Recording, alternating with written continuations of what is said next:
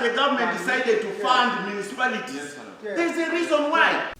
In this audio, members of the Tororo District Roads Committee had sat to review implementation of road sector activities for the year 2019-2020. The town clerk revealed the World Bank position on Uganda's support to municipal infrastructure development funds that the municipality was supposed to get for road development. That they were supposed to fill the vacant position of municipal engineer and principal treasurer before accessing the funds worth 50 billion Uganda shillings. The MPs, as had and have always disagreed, also blamed this on one another.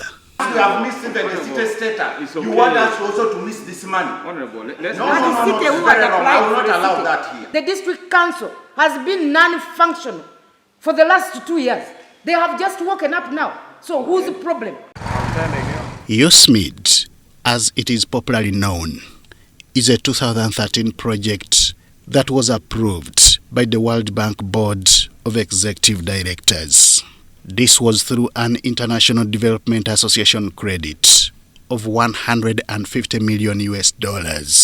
It was earmarked for financing urban infrastructure and improving service delivery in 14 municipalities of Uganda to enhance capacity of municipal local governments. In the long run, they would generate their own source revenues, improve urban planning, and strengthen financial management, procurement, environmental and social systems. Earmarked for this development was Tororo municipality, alongside 13 others, which, by the way, have since been elevated to city status, except Tororo. We would require additional financing from the World Bank, which the World Bank has already approved, a tune of about $360 million for us to go into another project which should take another 5 years. It is quite a progressive project, worth embracing by any serious local government unit. Tororo has partly benefited. The district could, however, miss out if disagreements continue among political leaders. So it makes me look at somebody who has gone to hunt, that how can you go to a forest to hunt? You find a squirrel and a buffalo, and for you are happy to come back with the squirrel. But why do these agreements continue, even on matters of national development?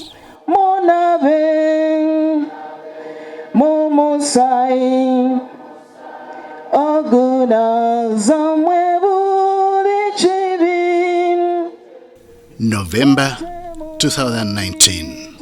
It was at the final send-off of Tororo County Member of Parliament Annette Nyakecho's brother, Leonard Machika.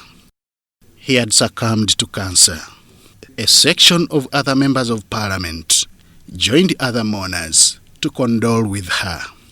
Former Minister for Security, who is now an independent presidential candidate, General Henry Tumukunde, was the chief mourner. He was concerned that the ghost of ethnic divisions was still haunting the mighty district of Tororo. When you are struggling about your local issues, do never forget that it is because we are a country that you can be anything else. When we spent a lot of time managing divisions, we lost 21 years of our own, development life. This concern caught the attention of some members of Parliament. In Japadola they say bergaperi kadama wiyo tendere. The small things lead to the bigger things. At the same funeral, MP Annette Nyakecho disclosed receiving a condolence message from the head of state.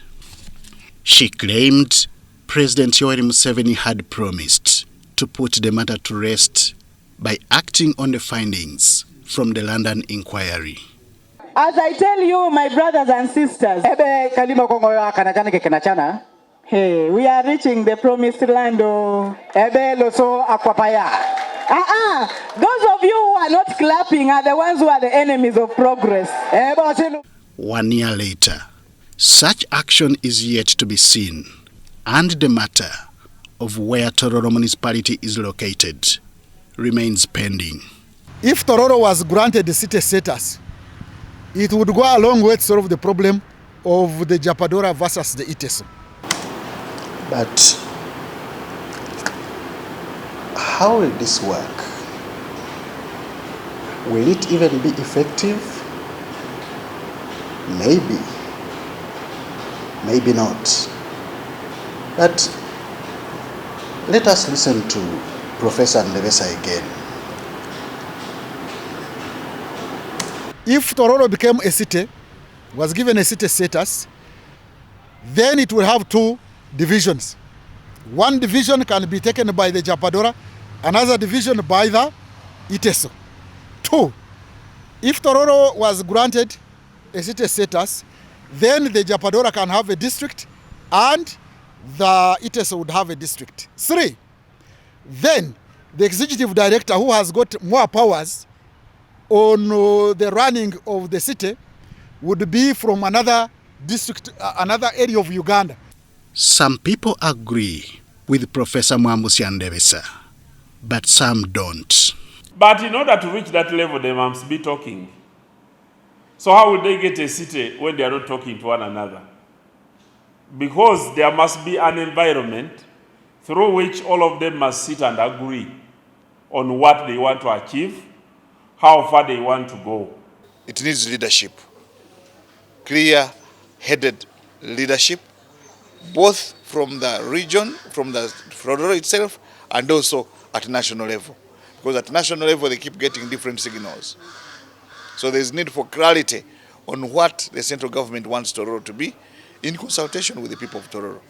According to the 2014 National Housing and Population Census, the area had 517,080 natives.